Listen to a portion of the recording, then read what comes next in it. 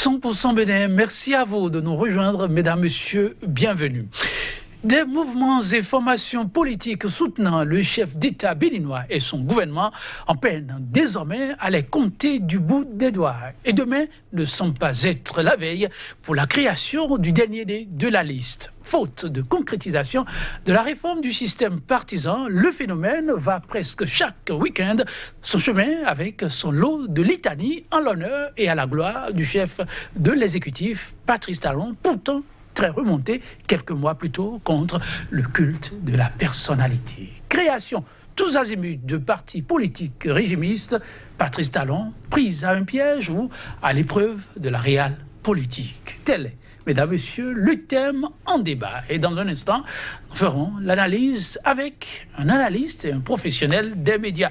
Déjà tous installés sur ce plateau. À ma gauche, il est Kofi Dia, juriste, il est analyste politique. Il est Kofi Dia, bonjour. Bonjour Joël. Merci de répondre à notre invitation. Merci. En face de vous, comme je l'annonçais, un professionnel des médias. Un confrère donc, il a nom Jacques Bokor. Il est le rédacteur en chef du quotidien béninois d'information Matin Libre. Jacques Bokor, bonjour. Bonjour Joël, bonjour à toutes et bonjour à tous. Merci une fois encore pour la disponibilité. Pas de week-end sans qu'un parti politique ne soit porté sur les fronts baptismaux. Une kyrielle déjà de noter. Dans le lot, ils sont nombreux à être tous acquis à la cause du chef de l'État. Alors même qu'a annoncé l'idée de réforme du système partisan qui continue quand même de faire aussi son bonhomme de chemin. Mais pour quand? Là, la grosse interrogation, impossible de le savoir en tout cas pour l'heure. Dans leurs arcanes pour partis politiques, le débat continue de faire rage. L'idée de grand regroupement est toujours là et pourra sans nul doute se concrétiser d'un instant à l'autre. Mais alors, en attendant, Jacques Bokor, le constat sur le terrain est là, très ahurissant. On continue d'enregistrer des formations politiques.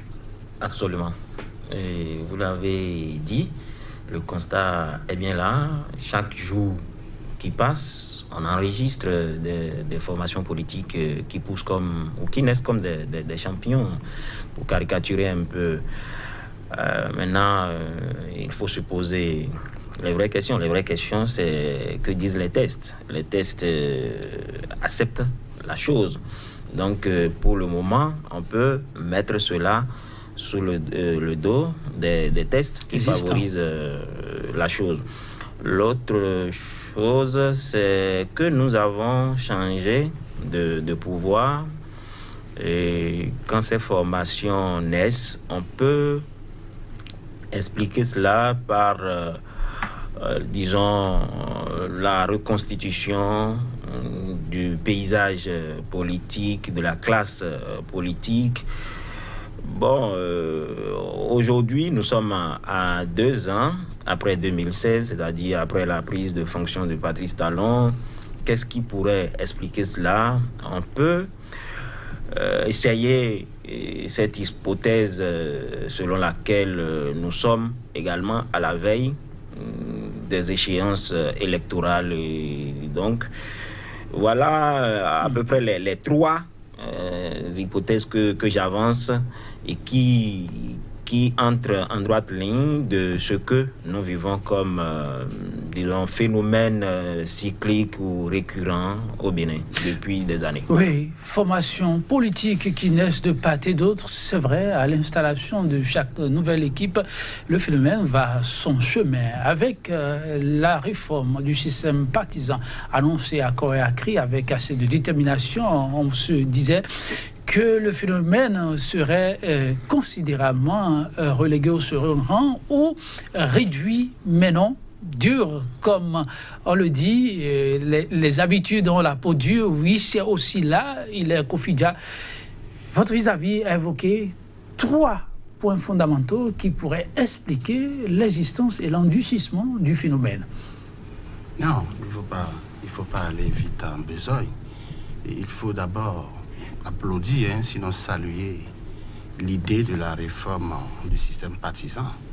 Mais ce qu'il faut déplorer, c'est de constater que cette réforme est en train de tomber dans le placard de l'oubli politique, ce qui constitue un danger dans la mesure où On sait que le patron de la rupture n'apprécie pas du tout le culte de la personnalité. On y revient. Là, on n'est pas encore dans le culte de cette manifestation. Mais comme l'a dit votre vis-à-vis, il y a les tests que nous avons actuellement n'interdisent pas la création de formations politiques. Donc, on peut comprendre que c'est un terrain fertile sur à quoi on assiste. Oui, c'est un terrain fertile, mais il faut compter avec ce qui se fait ici bien au Bénin et ailleurs. Quand vous prenez par exemple la République congolaise, Congo-Brazza, il y a 477 partis politiques. L'État africain où il y a moins de partis politiques, c'est le Burkina Faso, avec 113 partis politiques. Ici au Bénin, nous sommes au-delà de 200 partis politiques. Donc il faut corriger les tests et améliorer cela. À quoi servent-ils tout ce regroupement? Peut-on vraiment parler de parti politique? Parce que le rôle assigné à un parti politique est de former, édifier et de convaincre et de conscientiser les militants. Est-ce que c'est vrai? C'est pas des partis politiques, ça ressemble à des clubs électoraux. Et moi, personnellement, j'appelle des griots électoraux. On en viendra là, j'en ferai la démonstration tout à l'heure et montrer le bien fondé de la naissance de cette querelle de partis politiques à la veille des élections qui s'annoncent. Oh oui, ces formations, on les voit beaucoup plus à quelques mois des prochaines électorales. Il s'agit de législatives. On ne saurait passer cela sous silence. Mais l'autre fait, il s'agit de formations politiques portées pour la plupart par la couche juvénile. Elle qui, pendant longtemps, en tout cas au Bénin, a brillé presque par son absence, a matérialisé presque une certaine indifférence à la chose politique. Elle y prend de plus en plus. Jacques Bokor goût, et on la voit massivement y venir. Comment vous l'appréciez? Un regain d'intérêt à la chose politique? D'abord, il faut questionner l'histoire. Qu'est-ce que cela a été par le passé? Tous ceux qui sont vieux aujourd'hui, quand je prends Maître Adrien Mbedji, quand je prends Albert Evoedre, quand je prends Lycée Force au Globe, Bruno Amoussou, ils ont commencé aussi jeunes. Donc, on ne peut pas en vouloir à cette jeunesse qui veut aller s'exprimer sur le champ politique. Non, hier, on ne la voyait pas. Aujourd'hui, elle est présente. Non, massivement. Hier, on la voyait. On déplorait plutôt une certaine réticence, une certaine léthargie. Oui, ce sont des étapes. Des étapes, ok. Je vous ai parlé de Bruno Amoussou et consorts qui ont commencé aussi jeunes.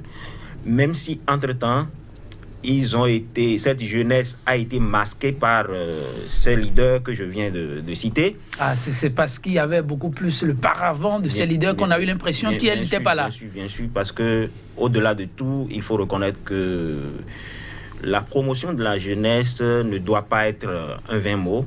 Il faut y aller. Au sein des partis politiques, nous avons beaucoup de jeunes, mais on constate que généralement, ce sont les mêmes qui, depuis pratiquement 1960, ce sont les mêmes qui tournent autour, disons, du pouvoir. On ne laisse pas assez la jeunesse s'exprimer. Or, ce que je suis en train de dire, c'est tout en étant jeune que ces vieux en griffe aujourd'hui ont commencé. Donc, moi, je pense que certainement que ces jeunes n'ont pas véritablement leur voix au chapitre et veulent prendre également le devant, prendre leurs responsabilités et se faire entendre. Voilà. Ah oui, il est confident. La jeunesse qui, de plus en plus, donne de la voix et réclamer aussi sa place sous le soleil. Oui, pendant longtemps, les jeunes ont servi d'éther aux aînés pour porter les idéaux entre griffes des partis politiques, mais aujourd'hui, il faut reconnaître qu'il est important que l'on assiste à un renouvellement de la classe politique. Il faut qu'on assiste à un renouvellement de la classe politique parce que laisser la place au même et toujours au même, nous amène à assister à ce désordre à laquelle nous assistons aujourd'hui où il y a presque plus d'opposition, sinon que c'est à applaudir que les deux partis d'opposition nés qui viennent s'ajouter aux deux anciens qui ont résisté, à savoir le parti de Force Koribou et Bénin émergent et l'USL qui, pour ma part, est un parti fortement structuré et qui donnera bientôt des sommeils qui va perturber beaucoup de sommeils, beaucoup de politiques. Et à part ces deux partis d'opposition venus sur l'échiquier politique, à ajouter cela PCB partis de restaurer l'espoir, qui sont les 4 partis d'opposition. Ouais, mais je pense qu'il y a un jeune qui ne sera pas d'accord avec vous, si vous l'oubliez. Le FSP de Léon Soumbadi, ça compte. Autant pour moi, FSP de Léon Soumbadi, d'ailleurs, qui représente admirablement les jeunes. Et il faut reconnaître que la nécessité de renouveler la classe politique est venue à point nommé, parce que si le président d'un parti politique, président de l'Assemblée nationale, doit accompagner le gouvernement, si le président d'un parti politique responsable d'institution doit se laisser brimer par le gouvernement, et que si il faut créer les partis politiques pour les commercialiser, il faut bien d'autres sons de cloche pour modifier un peu la donne. C'est sûr à quoi on assiste, et ça va faire très mal. Alors, sommes-nous vraiment avec une jeunesse pour d'autres sons de cloche, une autre façon de faire la politique? Le temps nous fera défaut, sinon on vous invitera plutôt à suivre ce qui fait l'ossature de la plupart des tableaux peints à ses sorties. Mais sur le contenu, puisqu'on a un professionnel des médias sur le plateau avec nous, Jacques Bocon, pourra aussi apprécier le contenu de ces messages que vous suivez souvent et que vous relayez de temps à autre dans les colonnes. Vous pensez qu'on est là à l'aune d'un réveil qui pourra aider la classe politique à jouer vraiment le rôle qui est la sienne? Bon, quand on voit un peu ce que vous venez d'évoquer, la plateforme de ces partis politiques, on se pose mille et une questions. On peut s'interroger parce que généralement, ce sont des partis politiques louangeurs. Or, nous laissons l'essentiel pour s'accrocher à des futilités. On ne soigne pas le mal dont souffre, parce que aujourd'hui, il faut reconnaître que la jeunesse a besoin, monsieur Ilédia l'a dit, un parti politique, c'est d'abord la formation des militants, c'est l'animation de la vie politique, c'est la conquête du pouvoir. Est-ce que aujourd'hui, quand on voit un peu ceux qui créent les partis politiques, est-ce qu'ils ont d'abord les assises et les ancrages dans les différents départements? Est-ce que le leader n'est pas confondu au parti politique? Et là, nous allons retomber dans les mêmes travers, puisque c'est ce que nous avons déploré jusque-là.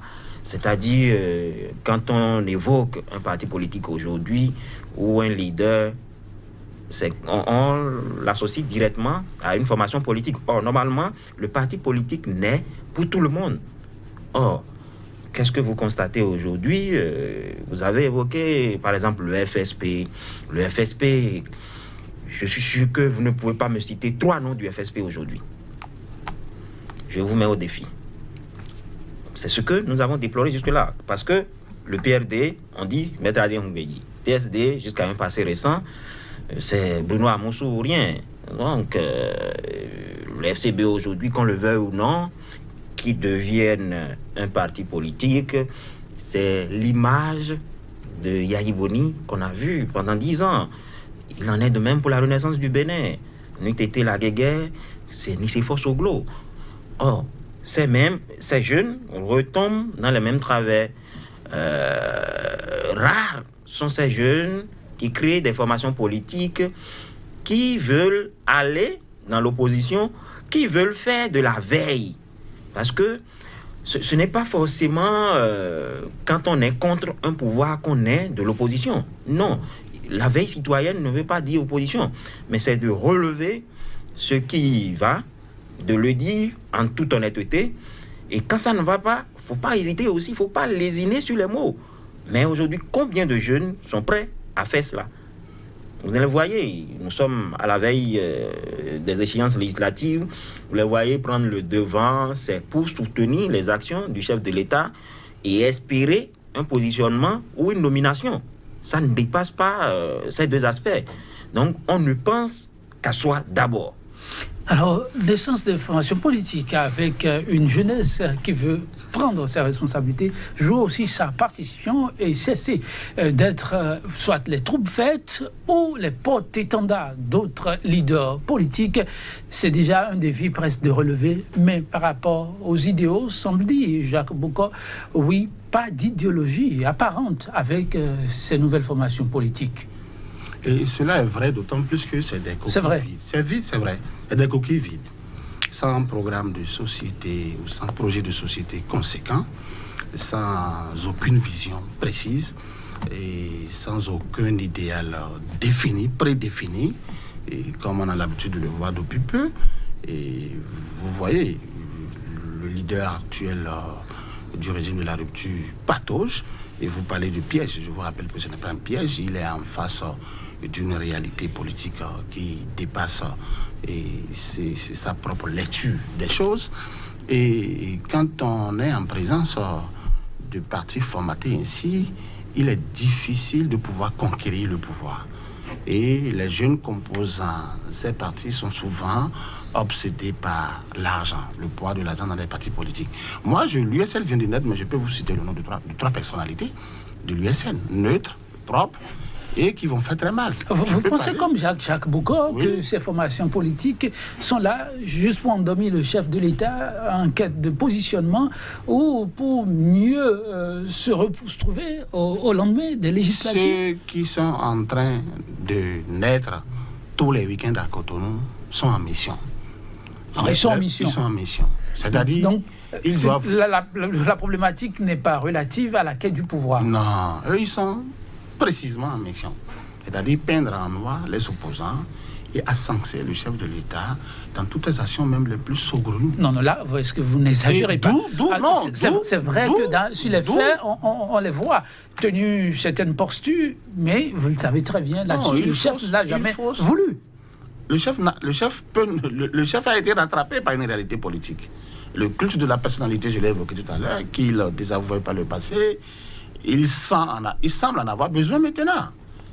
Parce que les réformes... Vous dites qu'il a été rattrapé par une réalité, mais vous dites qu'il semble en avoir besoin. Les réformes peinent à convaincre. Et l'autre chose, c'est que quand vous l'écoutez, vous constatez qu'il n'a pas du tout la parole. Il n'a pas du tout la parole. Pacta servanda sunt. Les conventions légalement formées tiennent lieu de loi à ceux qui les ont faites. Il faut, comme lorsque vous êtes un homme d'État, il faut avoir la parole. Il faut tenir votre parole. Je ne vois pas, jusqu'à ce jour, 2 ans après, une parole tenue par le président de la République et qu'il est déjà mis en application. Le problème de parole non tenue et la multiplication de ces partis, il y a quel lien? Non, le lien est ceci. Puisque j'ai refusé le culte de la personnalité et puisque je ne voudrais pas copier les autres et en tant que président créer un parti politique en exercice, tout en exerçant le pouvoir, il faut alors financer, il faut rester dans l'ombre et susciter la création de petits partis politiques pour pouvoir me soutenir mes actions, aussi les plus aveugles que ce soit. Attention, là vous avancez des idées. Non, mais c'est la rue, c'est la rage. Sinon, comment comprendre que nous voulons une réforme pour réduire le nombre des partis politiques. Et c'est maintenant qu'on assiste à une pléthore de création de partis politiques. Il y a un contraste. On pourra dire qu'il y a de contraste, mais dans les faits, Jacques Boko, est-ce que ces formations politiques, comme vous l'avez dit, ne se limitent pas vraiment à la quête de leur gagne-pain propre que d'accompagner un chef qui, l'avait dit hier, n'en a vraiment pas besoin? Absolument, tout porte à le croire. Sinon, combien de fois vous avez vu sur les sujets brûlants de l'actualité ces formations politiques descendre dans l'arène et se prononcer, opiner.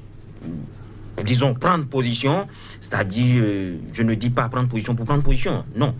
Quand c'est bien, il faut avoir le courage de le dire. Mais combien de fois vous avez une formation politique montée au créneau pour se prononcer sur les sujets en dehors de ce que nous avons fait et les leaders politiques ont fait à Diafa? Voilà des actions du genre qu'un parti politique doit faire.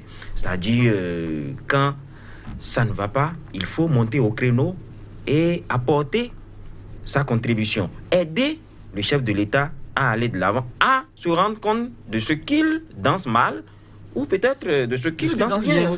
Oui, mais là-dessus, justement, ma question, c'est de savoir, lorsque sur ces faits, l'on a tout fait de voir le chef de l'État, de citer son nom, est-ce que ça fait exact? Est-ce que ça fait une lecture juste des données? Quand on sait que lui-même l'a souvent dénoncé et n'a jamais apporté sa caution pour voir peut-être des caciques du pouvoir parfois à ses sorties, est-ce que c'est toujours bon de voir le chef de l'État quand on sait qu'on fait beaucoup de choses au nom des chefs, au nom des responsables?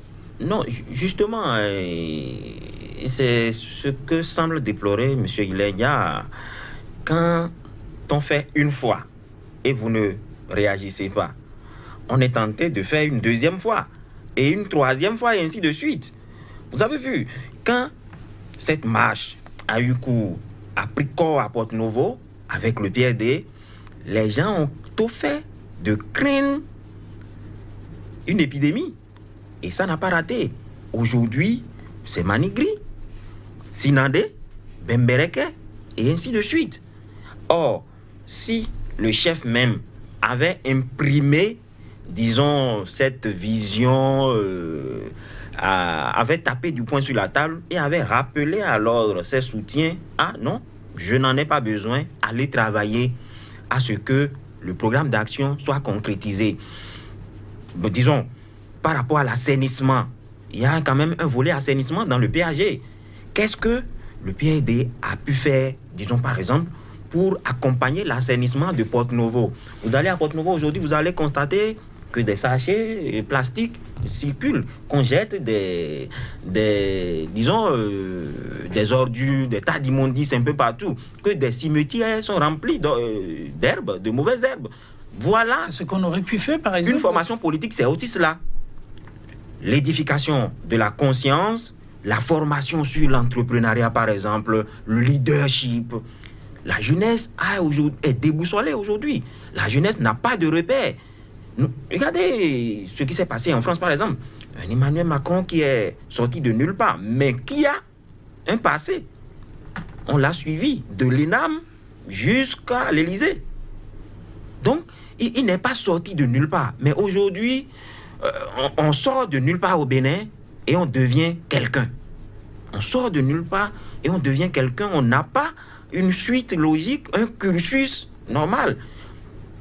Peut-être que vous avez pu glaner de l'argent, disons, à gauche ou à droite, et puis vous devenez comme ça leader. Le leader, ce n'est pas cela.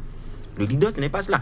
Maintenant, pour éviter cela, le chef même est venu et il a dit ce qui s'est passé durant les 10 ans dans l'opinion, que ce soit au plan national ou à l'international, ce n'est pas une bonne chose. Il faudrait qu'on y mette fin. Sinon, celui à qui ou envers qui on porte ses louanges, on finit par le considérer comme un dieu et que lui, il aimerait qu'on chôme.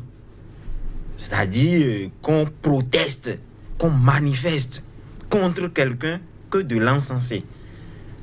Mais il se passe aujourd'hui que tout ce que nous vivons est en contradiction, est à l'antipode de sa version. Vous ne voyez pas que quand on ne va pas arrêter la saignée, mais ça va continuer.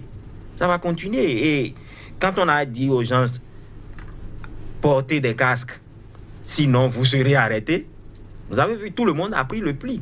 À part quelques-uns, mais que la police tente de ramener chaque fois à l'ordre, de verbaliser.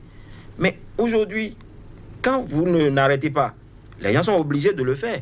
Et vous allez constater que après les 5 régions que je viens de citer, ça va se poursuivre jusqu'aux législatives prochaines, puisque nous sommes déjà en pleine, pré-campagne. Alors, et c'est la majorité au pouvoir qui a suscité la chose. La majorité au pouvoir qui a suscité la chose, oui, c'est ce qui se dit, ça est là, manifestement, sans l'approbation, on pourra le dire quand même, du chef de l'État. Mais oui, c'est aussi vrai que pour beaucoup, son intervention, on s'impose. Il est quotidien. L'autorité devra-t-il taper du poing sur la table comme le souligne alors Jacques beaucoup avec force détail, auquel cas le phénomène risque d'embraser tout le pays. Il ne va pas taper. Il va rester tapé dans l'ombre pour faire semblant de ne pas vouloir, alors que ça l'arrange bien. Puisque la télécommande, aujourd'hui, est visible. Et c'est une situation qui l'encourage d'ailleurs. Sinon, le connaissant, il aurait pu taper du poing dès que c'est arrivé à Porto-Novo. Donc, c'est pourquoi je vous dis qu'il n'est pas piégé. Il est tout simplement rattrapé par une réalité politique. Il avait fait une mauvaise lecture des principes démocratiques qui guident la vie publique.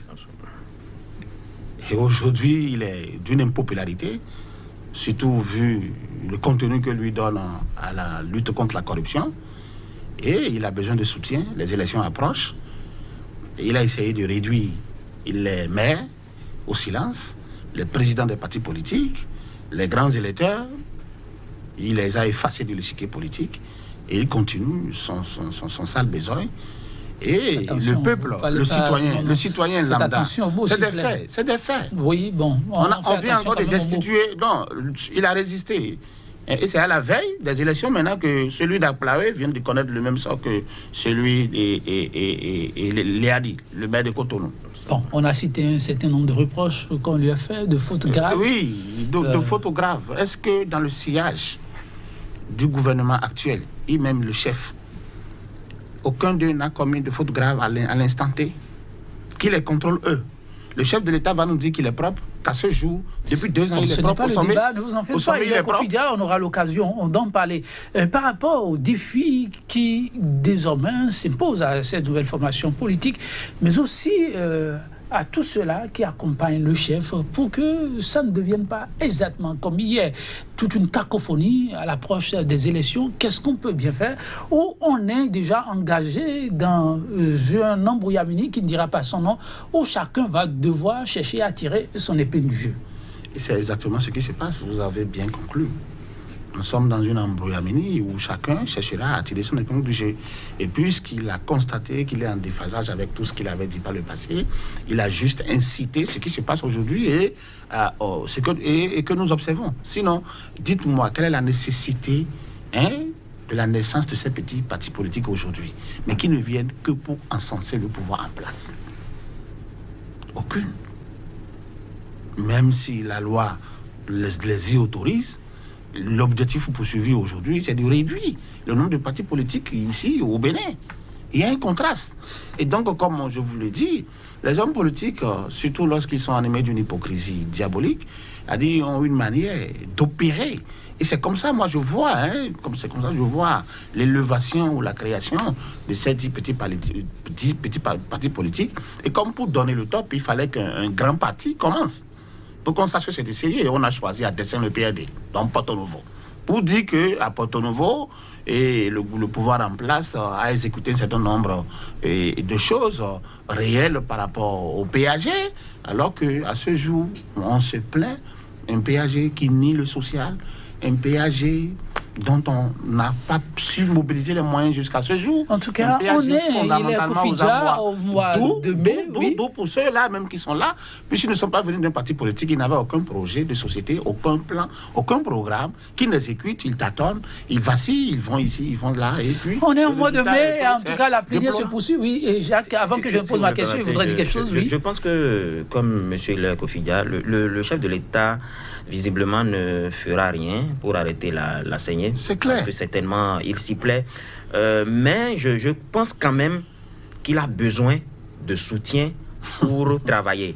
Mais ce qui pose problème, c'est qu'il a tenu des propos qui, visiblement, le rattrapent aujourd'hui. Et normalement, il devrait faire quelque chose. Sinon, ça remet en cause la parole du chef. Non, il a déjà remis en cause. Quand la parole du chef est remise en cause éternellement, vous voyez, ce n'est pas bien pour lui. Et je pense quand même que malgré ces 5 régions qui viennent de se lancer dans l'arène des soutiens, des marches de reconnaissance, le chef de l'État peut encore quelque chose si véritablement il n'est pas pour le populisme, s'il n'est pas pour le culte de la personnalité, parce que ces soutiens qui se déclarent, ces manifestations, les bâches, la sonorisation, c'est avec les moyens de l'État. Et c'est son image. Qu'est-ce que vous voulez vous dire? Oui. Non, bon, moi je ne dirais pas forcément les moyens de l'État, mais je vois quand même l'image du chef de l'État. Tout à fait. On met ses photos, on écrit son nom en grand caractère. Ça veut dire que, visiblement, nous sommes déjà dans le culte de la personnalité, nous sommes déjà dans le populisme, même si on n'expose pas ces images à différents carrefours. Nous sommes plus loin. Quand vous voyez un Patrice Talon déifié. Bien sûr, il est plus que Dieu aujourd'hui, comme l'a dit un ancien député. Avec quel moyen a-t-on confectionné les effigies du président de la République? Vous savez comment ça se passe? Non, attendez. Peut-être que c'est... Avec quel moyen a-t-on payé les bâches? Peut-être que les partisans ont cotisé. Les partisans? Bien sûr. Le Béninois va cotiser alors qu'il peine à manger? Aujourd'hui, un Béninois qui va cotiser alors qu'il peine à manger? Nous sommes dans la rupture, non, ce n'est pas possible. Ce sont les deniers publics. Ce sont les acteurs politiques en place. Bon, peut-être les acteurs politiques. Non, oui, les acteurs politiques. Ça, le président de la République est un acteur politique. C'est le premier en tête. C'est le leader des acteurs politiques. C'est lui qui finance toutes ces marches que vous voyez. Non, ayez le courage de le dire. Les acteurs politiques ne se prouvent pas. Ces choses-là ne se prouvent pas. Mais ces choses-là sont visibles. On les voit. Qui, aujourd'hui, où un tissu économique complètement chaotique et où les uns et les autres se sont retrouvés uniquement avec le salaire. Il n'y a plus rien pour arrondir les fins du mois. Il a réussi à le faire. Et vous voulez que ces gens-là, affamés ou des demi-affamés... Quand je prends par exemple le PRD, le PRD a accompagné. C'est tout au moins, disons, 2 ministres au gouvernement. Tout à fait. Nous avons le leader... Tu me rejoins. Nous avons le leader du PRD et nous avons, disons, une dizaine de députés. Tu me rejoins alors? C'est suffisant. Oui, mais pas forcément du chef de l'État. Pas forcément du chef de l'État. Ils sont avec qui? Ils sont avec le chef de l'État. Oui, mais les moyens peuvent venir de ces personnalités-là. Les moyens qui viennent de ces personnalités, ce sont les moyens de l'État. En tout cas, les moyens de transport on va appartiennent à l'État. Les bâches qui sont louées, il est quotidien. Merci. de l'État. Pour l'instant, on évolue avec votre mission. On est en mois de mai. C'est vrai, juin n'est pas trop loin. On a encore un peu de chemin pour les législatives. Et actuellement, on est aussi en pleine session. Donc, les parlementaires ont des marges de manœuvre en ce qui concerne l'aboutissement heureux de la réforme du système partisan. Absolument. Et pourquoi pas même par rapport au code électoral. C'est un package. Je pense que nous sommes à la veille d'un scrutin, comme vous le dites si bien, et tout se met en œuvre pour que, on espère, tout s'organise dans le meilleur des cas. Nous avons cette réforme du système partisan que vous annoncez aussi bien, parce que au sein de la majorité, c'est désormais clair qu'il y aura 3 blocs. Et sur le terrain, les gens travaillent déjà pour. Nous avons vu une sortie de certaines figures de l'Union fait la nation dans les collines qui sont en train déjà de préparer psychologiquement le peuple, parce que nous avons appris, et des bouches pas des moindres, que au niveau du centre jusque un peu dans la partie sud, il y aura l'Union fait la nation. À Porte-Novo et un peu dans le plateau, on aura le PRD avec son logo bien sûr. Et puis dans le nord, il y aura un grand regroupement dynamique, je sais pas, j'ai oublié. De toutes les façons, il y aura un grand bloc dans le nord également. Donc on prépare déjà l'opinion à accepter la chose. Et ceux qui sont derrière aussi, ce sont les députés qui sont censés voter les tests ou toiletter les tests pour qu'on y arrive. Donc peut-être que d'ici quelques mois, ces formations politiques, ces pseudo-formations politiques ou partis politiques qui naissent, vont fondre avec ces 3 blocs, soit de la majorité ou bien de l'opposition, parce que jusque-là, nous ne savons pas encore ce que l'opposition réserve pour aller à ces scrutins. Tout compte fait, on aura tout au moins les FCBE, peut-être que l'USL également sera un grand bloc, on n'en sait rien encore.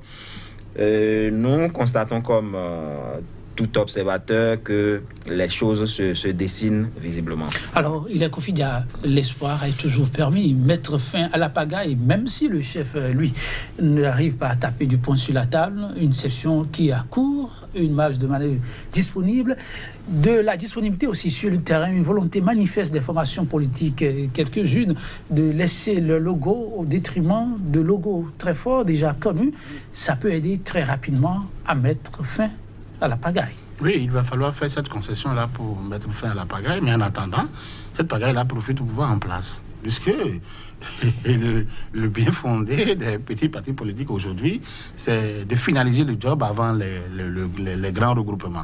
Et c'est ça qui est déplorable. Le culte de la personnalité, le populisme, tout à fait le contraire de ce qu'on a chanté, le zèle, la ruse, la rage, les moyens utilisés et tout. Mais il faut reconnaître que ça sera un peu difficile. Il fait un schéma qui ne me plaît pas du tout. Parce que... Bon, il n'est pas question de schéma qui vous plaise ou pas. Il est question de schéma porteur pour l'exécutif. Vous voulez mettre parti restaurer l'espoir des candidats Zanaï. Le PCB qui a une opposition particulière. Et FCBE et l'USL, là, vous voulez les embarquer où?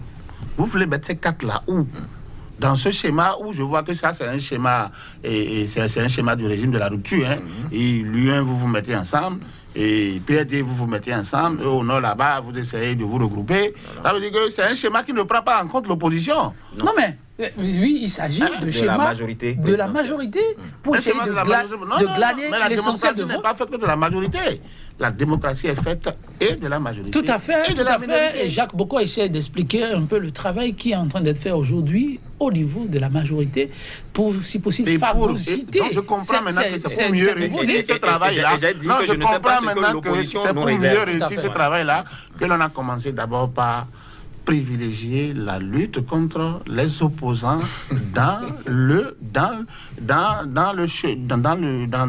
la réforme du système partisan. Dans la réforme du système partisan, il faut d'abord réduire les opposants. Il y a ceux qu'on peut réduire au silence, ceux qui doivent connaître la prison, et les fragiliser. Et ainsi, si quelques deux peuvent se mettre ensemble et constituer un bloc pour accompagner les trois autres, ça va faire quatre partis politiques de poids pour la République. Comme ça, tout ce qui se fera, on est en train de retourner indirectement à un parti unique, au parti de l'État. Point barre, hein? Puisque les trois là seront les disciples du pouvoir en place et on va accompagner tout ce que dit le pouvoir, tout ce que veut le pouvoir, et visiblement l'opposition sera fragilisée et au lieu nous basculons ainsi.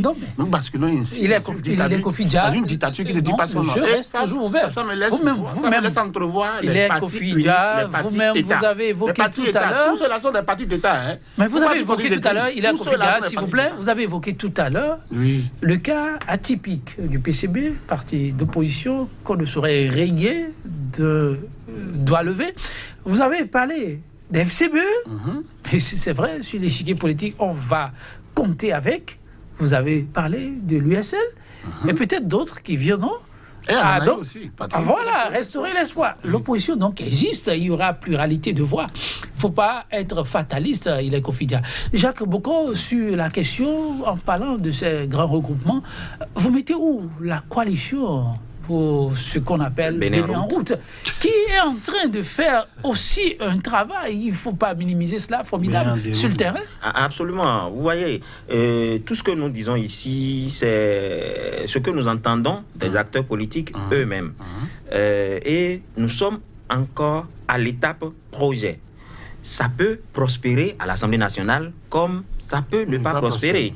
Le chef de l'État avait grand espoir que son projet de réforme constitutionnelle allait passer. Et pourtant, il a été surpris désagréablement. Donc, est-ce que ces acteurs politiques, puisque c'est le haut lieu de la politique, l'Assemblée nationale, est-ce que ces leaders, puisque la plupart sont des leaders, ils sont à l'Assemblée nationale, ce sont des chefs de partis politiques, est-ce qu'ils vont, tels que nous sommes en train de schématiser cela, est-ce qu'ils vont laisser cela passer? Est-ce que de façon prospective la chose pourra marcher? Parce que il faut aussi penser à l'après Patrice Talon. Comment, puisqu'au Bénin nous savons que être quelqu'un, c'est c'est être président. Quand tu n'es pas président, c'est que là, les choses se font sans toi. Est-ce que ces petits partis politiques accepteront fondre avec les grands regroupements dont nous parlons? Et demain, qu'est-ce qu'ils deviendront? Nous avons tenté ici l'expérience, disons, à 2 reprises, avec l'Union fait la nation, où il fallait porter Maître Adrien Ngbedio au pouvoir. On a dit qu'on allait transformer l'Union fait la nation en parti politique depuis des années. Ça n'a jamais marché. Donc, moi, je pense que tout est encore à l'étape projet et ces députés vont certainement peser le pour et le contre pour savoir ce qui arrange le peuple et ce qui les arrange également.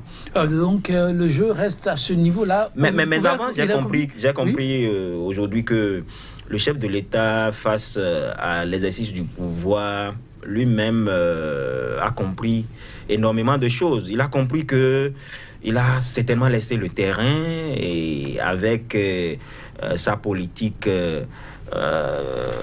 disons, de normocommunication, de ne pas trop paraître au vu des populations, il est en train de se rattraper, mais malheureusement, il a déjà tenu des propos qui le desservent aujourd'hui et on est en train de se chercher visiblement. Voilà. On est en train de se chercher visiblement. Mais pour des populations, ce n'est pas une injure, très analphabètes, qui tiennent toujours compte de l'instant présent, en tout cas, oublient un peu vite, c'est ce qui se dit, l'instant d'avant. Est-ce que Patrice Talon n'a pas toujours les coups des franges pour atteindre son objectif si les acteurs politiques arrivent à l'accompagner franchement? Avez-vous jamais vu un acteur politique accompagner un autre acteur politique de façon sincère et sérieuse? Sans intérêt. Non, le tout repose sur le jeu des intérêts. Absolument. L'intérêt est la mesure de l'action. Les uns se servent du peuple analphabète, comme tu le dis si bien, et les autres, une fois les sous empochés, et la scène est terminée. Tout à l'heure, il a fait recours au président fondateur, et la femme joue le rôle de secrétariat, et la belle-fille joue le rôle de commissaire aux comptes. Les frères, les amis, les cousins, les neveux sont les premiers membres du parti politique. Et donc, clubs électoraux et tout, griots électoraux. Là, ceux qui sortent tous les week-ends, c'est les griots électoraux pour ascenser le gouvernement. Et comme il a dit, la réalité du pouvoir l'a rattrapé. Et il se sent, il est dans le besoin d'être applaudi, puisqu'il voit que le triomphalisme dont il rêvait vers la fin de son mandat est manqué fondamentalement avec le déguerpissement et la lutte contre les bannis de la République et les opposants, la chasse aux sorcières qu'il a déplorée. C'est ça qui est sa politique. C'est ce que tu ne veux pas dire. La politique du gouvernement actuel repose fondamentalement sur la chasse aux sorcières. Et quand on va finir de mettre tous les sorciers et les opposants en prison, on va pouvoir faire main basse sur tout ce qui peut être la preuve. On assiste déjà à la présidence d'une cour constitutionnelle. On ne sait pas par quelle alchimie, comme si je choisis, on dira c'est moi. On a tout fait pour que l'Assemblée, le Parlement a déjà acheté à 90% plus. Il ne faut pas exagérer les choses. Non, mais le Parlement a déjà acheté. On a la preuve que le Parlement a acheté. On ne me parlez plus de parlementaires. Le débat vient d'être lancé.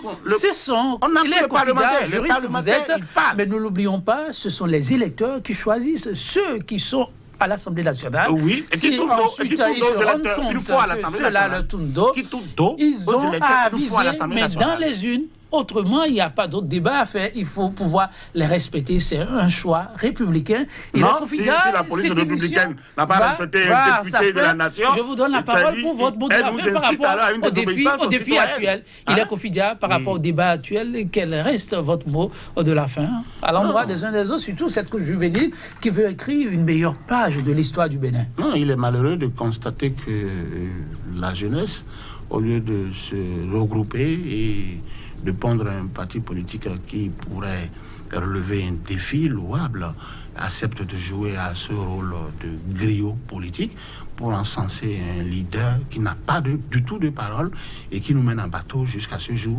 Et 2 ans après, on ne voit rien se pointer à l'horizon par rapport à un péage. Votre adresse à la jeunesse, très rapidement, on va conclure.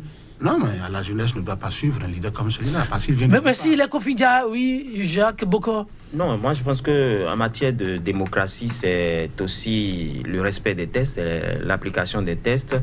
Je pense que oui, cette réforme du système partisan serait la bienvenue, mais je crains que ça ne puisse prospérer. Je ne suis pas un oiseau de mauvaise augure, mais j'estime que si par exemple on avait bien appliqué la charte des partis politiques, je pense qu'on n'en arriverait pas là. Merci Jacques Bokoïla Kofidia, merci mesdames, messieurs, merci. 100% Bénin, c'est terminé pour le numéro du jour et ce sera sur cette citation de Friedrich Nietzsche. Je le cite, les convictions sont des ennemis de la vérité et plus dangereuses que les mensonges. Bonne suite de méditation. À très vite pour un autre numéro de 100% Bénin. Au revoir.